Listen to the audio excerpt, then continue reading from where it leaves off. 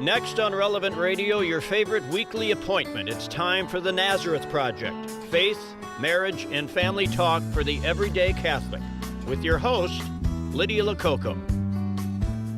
Good morning, Milwaukee. Welcome to the Nazareth Project. Faith, marriage, and family talk for the everyday Catholic. I'm your host, Lydia Lococo. We're officially about 2 weeks away from Thanksgiving, aren't we? Goodness gracious. I'm still enjoying the memory of that great Women of Christ conference. It was kind of my mind. I'm trying to settle into the season of fall and enjoy it. I'm trying to be intentional about it and not let myself get swept away into the mania, the machine that is about to begin. You feel it too. You know, the time we euphemistically call the holidays.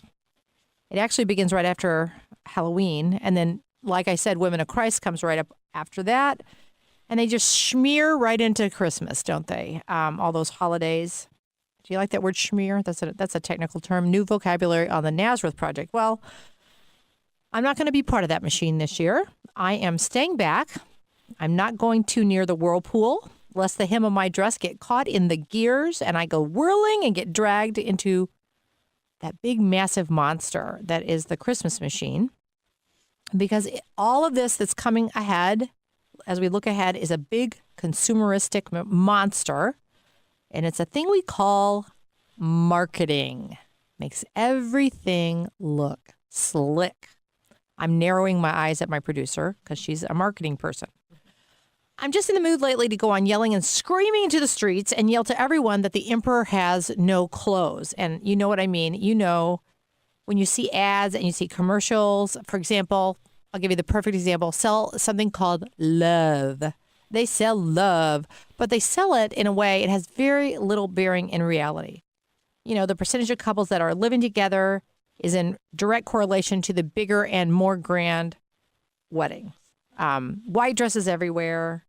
And you ask yourself, what is the reality here? Okay, when we're having these $100,000 weddings, what is reality and what is marketing? Or, you know, the Norman Rockwell version of the holidays that gets us all wonderfully sentimental. It rings a little hollow in our day in an age of no-fault divorce, disposable relationships. I know we all can't sell everything and run screaming into our own version of Walden Pond. We have to own things and live in houses and celebrate, obviously, holidays. But I'm just advocating to tell a little bit more of the truth. And telling the truth about reality means that Johnny doesn't get a trophy every time he plays ball, and he especially doesn't get one when he loses. And no, I'm not in early November going to play Christmas music. It's not Christmas. So maybe if we weren't so good at marketing now, at selling a story, the narrative about experiences and things that actually have no bearing in reality, maybe if we could turn it off or down a bit, maybe just turn the volume down, we would be better able to see things like marriage is wonderful and it's deeply fulfilling, but it's work and commitment and a choice. And it does bear very little resemblance to the Hollywood version. Or we could see my kids are not rocket scientists and I'm going to stop spending time with people who do nothing but give out their resumes of their children. My kids are great. They're wonderful. They're normal. And maybe some of them aren't good in math like I'm not. That makes me love them even more. And I don't have to participate in this whole holiday machine. Thanksgiving coming up is one day, a day we give thanks. And Advent is a season of anticipation for the birth of our Lord. It's as simple as that. Market that for me. So we're going to try to be simple. And if we can, we're going to try to say what is truthful. Let's be everything that this society asks us not to be. Let's be authentic. Let's try to be transparent. And let's not market ourselves. In the end, it gets us nowhere anyway. We don't have to run from ourselves. And then we won't have to do all the spinning that we do about our lives and our children and our marriages and how great everything is and how wonderful and how fabulous we all are. Maybe we can commit each day to just taking a deep breath and being plain old, everyday, wonderful us. How about that? Today's guest spends his life helping people face reality, in a sense, and deal with what is in front of them. And that's how he helps us. Coming up on today's show, I'm going to have Kevin Pasqua in the studio with me. He's the owner and executive director of Learning RX. It's a brain training center. He helps children and adults overcome learning struggles. I can't wait for you to listen in and learn more about this beautiful ministry. But we're going to take a quick break, and when we come back, I'll be chatting with Kevin. You're listening to the Nazareth Project on Relevant Radio. We'll be right back.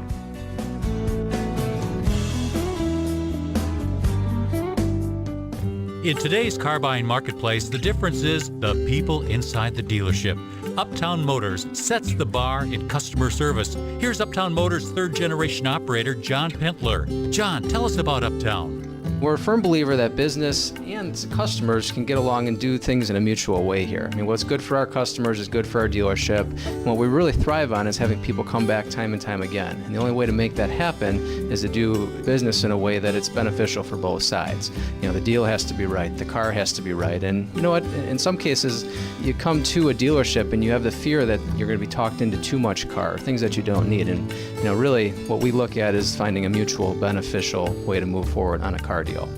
Buy a new or used car from Uptown and they'll donate $200 to the parish of your choice. This is not a gimmick, it's who they are. Stop in and see what customer service is all about.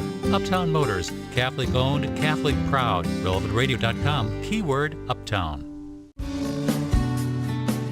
We're back with the Nazareth Project on Relevant Radio. Here's your host, Lydia Lococo.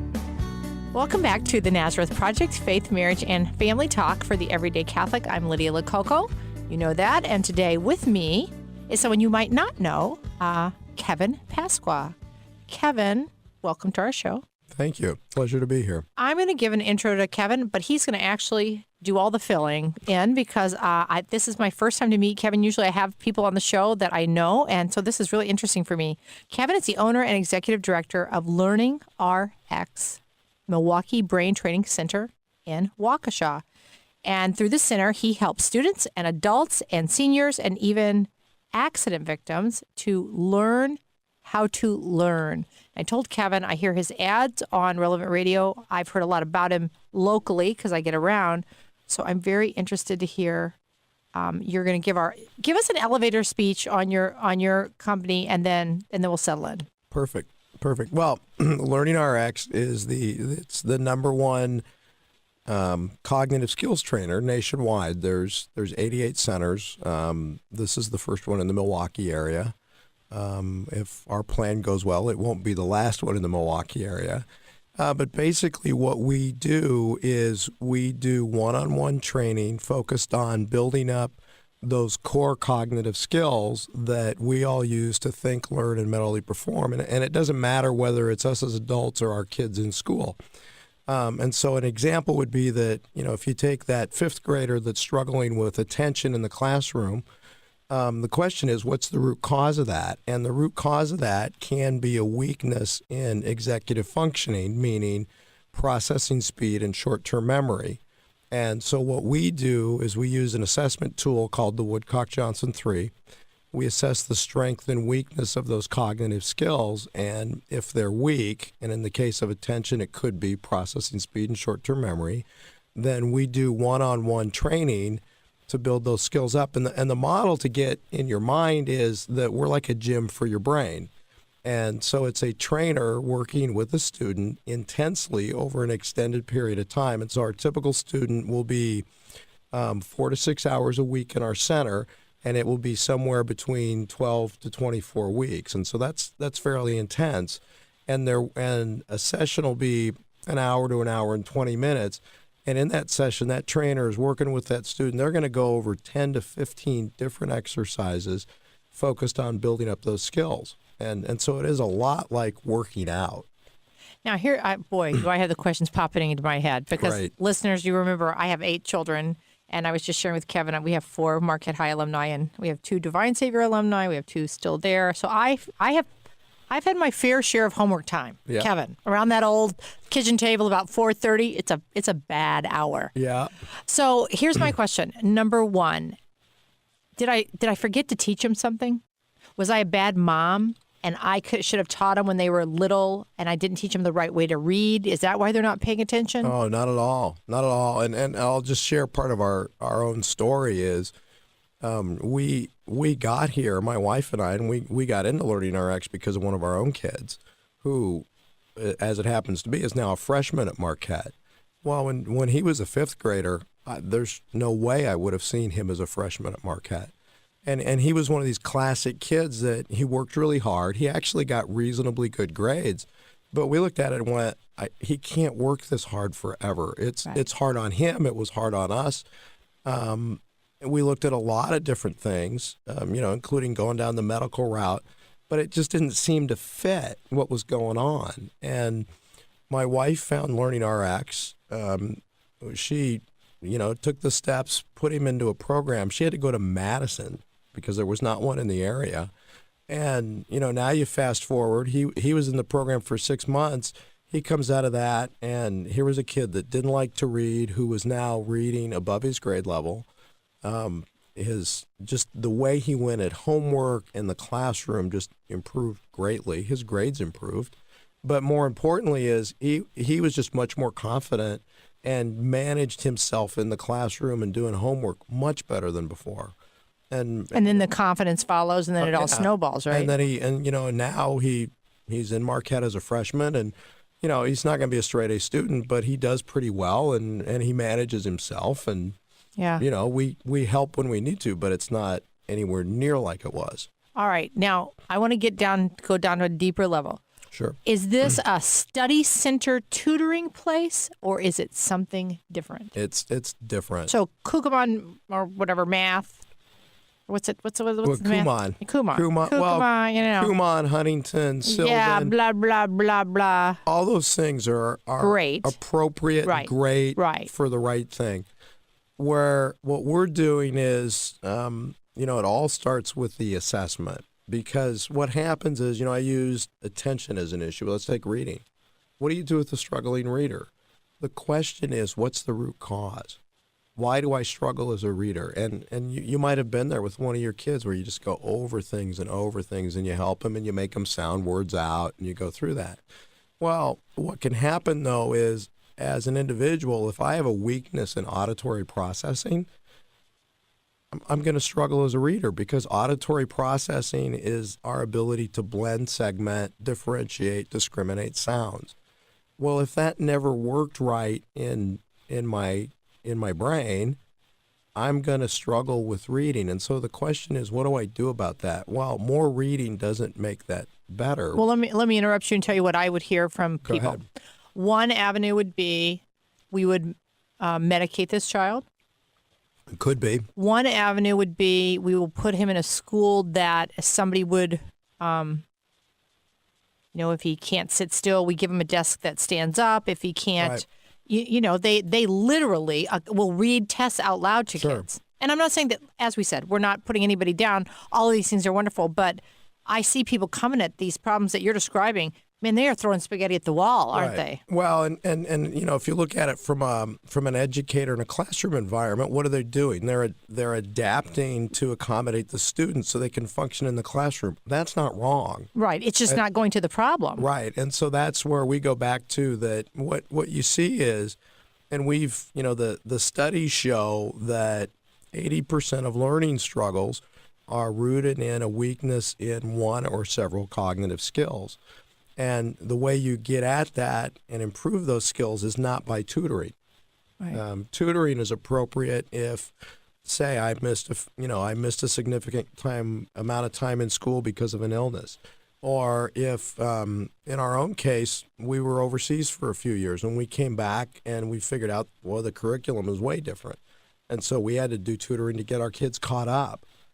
So that's appropriate. But if you're struggling in school with some of the things that I talked about, that really can indicate a weakness in a cognitive skill, like memory, processing speed, auditory processing, logic and reasoning, visual processing. And so if you don't tutor that, you train it. It really is like a gym. I have so many questions. Okay, now the next question, before I get to the next question, the next question is, this isn't only for children.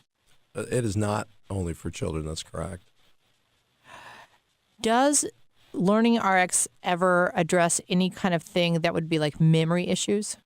The best example I can get, the answer is yes. Because I need some help. Yeah, memory is really a... Do you have a card you can slide over? Yeah, absolutely. Memory is one of the core issues that we deal with. Don't laugh, oh young producer person. Yeah, you haven't. Yeah, exactly. An example is we do a lot of work in traumatic brain injury. Now that's extreme, right? But if you look at traumatic brain injury, a lot of that is the most common skills affected are memory and processing speed. Right. And so we do a lot of work in that area, and we can build that back up. And is it a Pavlov's dog? I mean, is there a how do I want to say? Is there a trick to it? No, here's the science behind it, and I'm not a neurologist. The people that developed the program, it was a neurologist, a child psychologist, and believe it or not, an NFL trainer. I believe it. This was some 30 years ago. And what we are doing is we're capitalizing on the neuroplasticity of the brain. And so if you do these exercises intensely enough, and part of the theory behind it is that it's a disruption to the brain, which then gets the neurological pathways cleaned up. It gets nerve endings. They kind of reconnect. They reconnect. Yeah, I mean, that's what you get read. Blood vessels. And so what the science behind it is that your brain actually acts a whole lot like a muscle. Right. You lose it or you use right. it. You use it or lose it. And right. so that's really the theory behind what we're doing, is that you're doing exercises to build that up. Now, the difference lies in the fact that it goes back to that our brains have that neuroplasticity. And so once you do that and you get those skills to another level, you don't have to keep exercising it in the same way, because your brain has captured it. Again, it's built it into its neurological function. And if you just think about yourself, you don't walk around and go, oh, gee, I wish I could improve my processing speed. You just use it.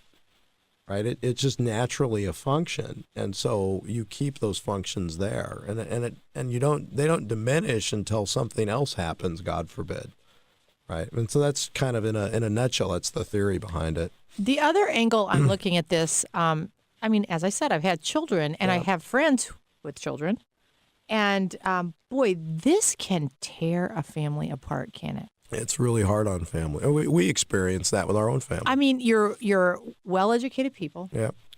You're type A's. I mean, my husband and I are both kind of type A. You want that kid to do well, and I don't mean because I mean, you want them to utilize their potential. Right. And you are not making the connection. Their confidence is going down. You're pushing a little harder. They're pulling back. It becomes the sore spot, a wound kind of, that every time you touch it, it's like a bruise. Yep. And it just snowballs in families. And then, if you can add in, you're lucky that your wife was very proactive. She calmly moved toward, looking for a solution. But, a lot of people berating the kid. Yep. I mean, I frankly would, work harder. That was my solution. If you just read like your sister, right, and then you go out and buy all the, you know what I mean? Right. And then you just see how these kind of things don't, to someone maybe in not the situation, this sounds trivial. This can really affect marriages. It can do all kind of things because you're so angry at a situation. Sometimes you turn on the other spouse, right? See, if you don't read, and if you read, he would read. You know what I mean? That kind of thing. Yeah. Well, is it a kind of ministry almost? Well, and I honestly, my wife and I do look at this as a ministry. Yeah. I mean, it's a business, and it's one that we really enjoy doing. But I mean, it's so fulfilling. We could tell you story after story of people that have gone through the program, I can't imagine. and how that has helped them, and so we really do see it as a ministry, and we're blessed that we're in it. To your point, I mean, one of the things that it just breaks our heart is when we'll get these high schoolers that have been struggling for so long, Well, now, a can't has turned into a won't, which has turned into I'm just not going to do it anymore. I've worked too hard. And I'm tired. And I'm tired of it. And I'm a loser, Mom. Right. And Mom kind and of just accept it. and Mom and Dad are exacerbated. They just like it's like we've done everything. And, and those are the people that we love to help. Wow. Because it does turn them around. Now, the only reason I'm going to ask this next question is because I have spatial relation issues. Where in Waukesha are you located? Because Waukesha, I live in Elm Grove, but Waukesha is the big, I get lost every time I go out there. So we're at, we're essentially in Gerke's Corners, which is. Oh, that's easy. Yeah, it's Barker Road and I-94. Oh, I thought it was maybe way, No, further out. we're like just barely in Waukesha. Oh, okay. So that's great. So that's pretty centrally, I mean, Yeah, I'm not really just talking easy about for me, people but to that's get to us. easy. Yeah. And do you do, obviously, a lot of after-school work? Our busiest time is between 3:30 and 7:30 Yeah. at night. I mean, it's just packed. A zoo, yeah. Yeah. And it's by appointment? What you do is the first step is always the assessment, and so you call for that, and that is an appointment, and then after the assessment, we do what's called a consultation, where we go over the results, we get input from the family, and if we're fortunate and blessed enough that somebody's doing a program with us, then as part of the program, what we do is we sit down with the family and we go, okay, what times are best for you? And so we lay out a schedule with the family. And then once they start working with a trainer, then the trainer and the family manage the schedule from there. Wow. And we just let them handle it. Well, this has been eye-opening. Now I want to, and I'm not kidding. I think I might look into, I really need work on memory. Don't laugh. Okay, she's laughing. I'm telling you, I think we could all benefit from this. And if you've ever had, if you read about dementia, if you read about all of this, I do think when you see yourself working, or even reading is becoming laborious now for everybody, right? Because people don't read as much. And it's a little interior laziness, but it's also a little bit of, we're just all getting out of the habit of, we process a little differently now with all this texting and everything. I want to give your contact information. Perhaps you could give it better than I could. More than happy to. You can call us at 262-395-2250, or you can look us up on the internet at learningrx.com, and then all you have to do is put in the zip code, and it'll take you right to our website. That's the easiest way to do it. Do you have an email? You can send us an email at k.pasqua at learningrx.net. Super. Kevin, thank you so much. Thank you. It's been a really pleasure. Interesting. We are going to post all of this information on our website. We'll remind you about it at the end of the show. We're going to take a quick break right now, and when we come back, it'll be time for our community bulletin board and our mailbag. You are listening to the Nazareth Project on Relevant Radio. We'll be right back. In today's car buying marketplace, the difference is the people inside the dealership. Uptown Motors sets the bar in customer service. Here's co-office manager Dar Sinoni. Dar, tell us about Uptown. And working here 24 years, you actually see how they treat their customers, not so much as just a customer, but more as a family member. They're very concerned about their well-being, their kids, what they're doing, and I think a lot of people like that, and I think that's why they come back. They like the family feeling. Oh, in 24 years, I've seen a lot of repeat customers. I mean, basically, you end up knowing them by name, because you see them so much. So there's quite a bit of people that come in here over and over again and buy their cars. Buy a new or used car from Uptown and they'll donate $200 to the parish of your choice. This is not a gimmick. It's who they are. Stop in and see what customer service is all about. Uptown Motors, Catholic owned, Catholic proud. RelevantRadio.com, keyword Uptown. We are back with the Nazareth Project on Relevant Radio and your host, Lydia Lococo. Welcome back to the Nazareth Project, faith, marriage, and family talk for the everyday Catholic. It is time for our community bulletin board and mailbag. Remember, you can send me questions by calling our dedicated voicemail at 414-758-2241. Leave your first name and parish along with your question, or email me at nazarethproject@archmill.org. Let's see what we've got here. Let me rustle these papers a little bit. Next week, women are invited to join us at the next Day Chantel Society gathering in November. It's Wednesday, November 19th at 7 p.m. or Thursday, November 20th at 9 a.m. Choose the time that works best for you. Bring a friend. This is the absolute perfect thing to bring a friend to because there's no pressure. It's just a gentle tiptoe in the water of bringing somebody maybe back to the faith. RSVP to the seminary. Get the details at sfs, St. Francis Seminary.edu/Deschantel. I also want to take a moment to share with you an event that happens here in the Archdiocese every Wednesday night, Cor Jesu. It takes place at St. Robert's Parish in Shorewood. They start with adoration at 7 p.m. and Mass is at 8 p.m. Our vocation director, Father Luke Strand, and priests from all over the Archdiocese of Milwaukee, seminarians, men discerning the call to the priesthood, lead us in adoration. They hear confessions, and then there's Mass. So we want to invite young adult men and young adult women and encourage them to attend the dinner on Wednesday evenings as well. The dinner is for young adult women at 5:30 at St. Robert Parish Center, and the dinner for young adult men is 5:30 at St. Robert Parish Rectory.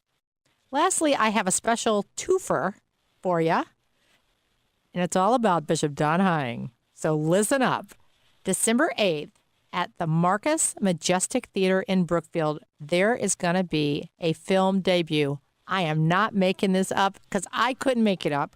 A film debut of Bishop Don Hying. They're going to start with Mass at 5:30 at the theater, and then at 6:15, this is $5 a person, we have the Anima film series, Break Through the Noise. This is going to be a once-in-a-lifetime chance. You've got to go. Then for the holidays, we're just going to look ahead. You could own the original Archdiocese of Milwaukee video series. It's on Amazon of Bishop Don Hying in a separate Ignite Your Catholic Faith DVD series called C4. It's very popular. He created it, and now they're selling it on Amazon. So that's two different things involving Bishop Don Hying. We're so great to promote that for him. That is it for our mailbag. And now it's time for What Really Matters. Authenticity is kind of a rare coin, isn't it? You know it when you see it. And it's almost intoxicating when you see it in other people. We're drawn to intentional, transparent, and authentic people because they love us for who we are, with our mistakes, our foibles, our blunders. They are children of God, and they look at us, and they see that we are too. And in the end, isn't that what really matters? Thanks for joining us today on the Nazareth Project Faith, Marriage, and Family Talk for the Everyday Catholic. You can stay in touch with us on Facebook, Twitter, and our website, thenazarethproject.com. You can leave messages for us at 758-2241. You can tune in next week for Father Hugo Londoño. That's totally mispronounced, but that's the best I can do, who will join me to talk about his work in Hispanic ministry for the Archdiocese. You've got to listen to him. He's a great friend of ours. Thanks for chatting with me this morning. I'm Lydia Lococo. We will talk with you next Friday. God bless your day. You've been listening to the Nazareth Project on Relevant Radio. Tune in next Friday morning at 9 for more faith, marriage, and family talk with Lydia. And for more information about today's guests and topics, visit thenazarethproject.com.